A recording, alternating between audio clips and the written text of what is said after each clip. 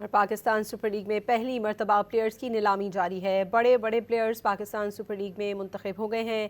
Test कप्तान शान मसूद और allrounder Imad Wasim को खरीदार न मिला। ऑस्ट्रेलियाई ओपनर डेविड वार्नर को कराची किंग्स ने 7 करोड़ 90 लाख रुपए में खरीद लिया। कोयटा ग्लैडिएटर्स ने रायली रोसो को 5.5 करोड़, जबकि डैरल मिचेल को रावलपिंडी ने 8 करोड़ 5 लाख रुपए में खरीदा। रावलपिंडी ने बांग्लादेशी स्पिनर रिशाद हुसैन को 3 करोड़ में अपनी टामी प्लेयर्स में नसीम शाह 8 करोड़ 65 लाख में रावलपिंडी टीम के हो गए।